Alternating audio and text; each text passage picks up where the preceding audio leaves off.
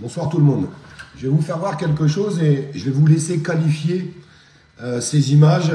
Alors je vais vous faire voir une première vidéo, puis après je vais vous faire voir une autre image derrière. Je vais vous laisser vous exprimer dans les commentaires. Moi je vous le dis très honnêtement, moi ça me choque, moi ça me touche. Je pense que il n'y a que les personnes qui n'ont pas de cœur qui ne peuvent pas être touchées par rapport à tout ça. Et on voit hein, le gouvernement, je ne vais pas vous mentir, hein, il n'en a strictement rien à faire.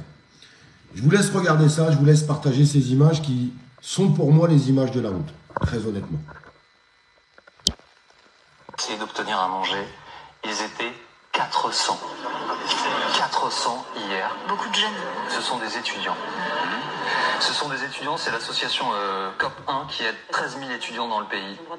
Ils sont là à faire la queue et c'est devenu indispensable pour certains.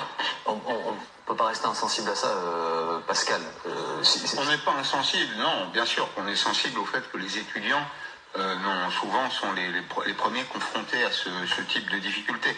Alors, je veux relativiser, je veux surtout pas qu'on donne l'image d'un pays dans lequel finalement les gens auraient faim et feraient la queue à la soupe populaire. C'est ce qu'on vient de voir, hein, littéralement. Ouais, c'est une facilité. Mais enfin, vous avez vu, ces jeunes gens, ils sont pas non plus dans le dénuement le plus absolu. Non, mais attendez, si c'est pour faire du misérabilisme, ne comptez pas sur moi.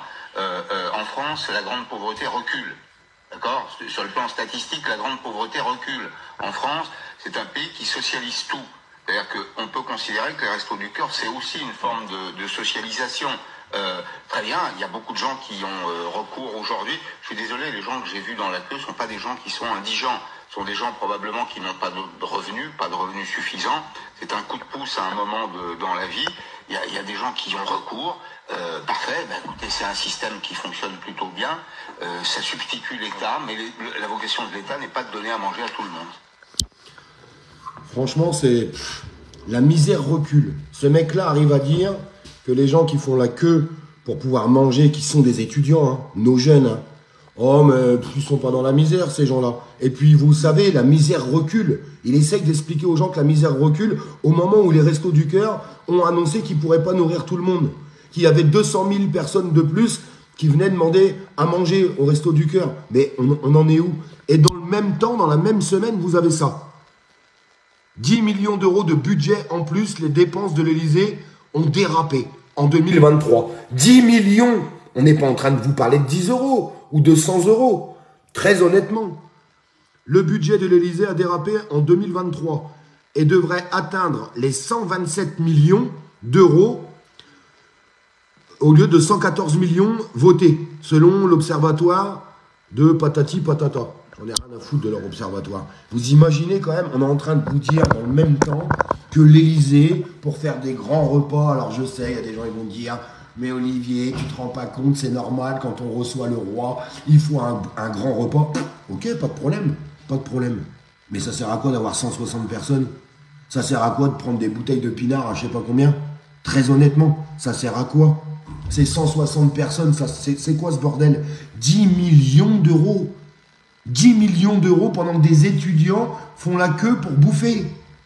Pendant que des gens vont être refusés au Resto du Cœur. Et vous avez un mec sur un plateau qui arrive à dire « Mais la misère recule. » Mais moi, j'ai qu'une seule envie.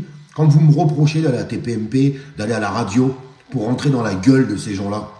Mais non, moi, j'aimerais bien l'avoir, ce mec-là, en face de moi sur un plateau. Je peux vous jurer qu'il va s'en souvenir. Je peux vous jurer qu'il va s'en souvenir. Comment on peut porter ces paroles à la télévision? Moi, je suis le journaliste qui est en train de faire cette émission. Je me lève, je l'attrape par le callback et je lui fous un coup de pied au cul. Voilà ce qu'il faudrait faire. Comment on peut laisser faire ça avec des gens qui bouffent pas à leur faim, qui font qu'un seul repas par jour quand ils arrivent à le faire, avec des étudiants qui font la queue pour aller bouffer. Et c'est pas la première fois qu'on le voit quand même, tout ça. Et ce gouvernement, on nous annonce qu'il a débordé le budget de 10 millions d'euros. Mais ces 10 millions d'euros, ils n'auraient pas mieux servi au Resto du Cœur? Ça aurait pas mieux servi que l'Élysée dise, écoutez, on va donner 10 millions d'euros là-bas au lieu de faire des balles populaires et des repas à je sais pas combien payés avec nos impôts. Non mais on s'en va où dans ce pays? On s'en va où dans ce pays? Sincèrement. Et je vous demande très honnêtement de me mettre en commentaire ce que vous en pensez vous. Parce qu'il y a des moments, je me demande s'il n'y a pas des gens qui n'ont rien à foutre, en fait. Désolé, hein, je suis un petit peu vulgaire, mais je suis obligé de dire ça. On a l'impression que des gens s'en foutent. Ouais, c'est comme ça. Mais non, c'est pas comme ça. Merci de partager ce message, s'il vous plaît. Sincèrement.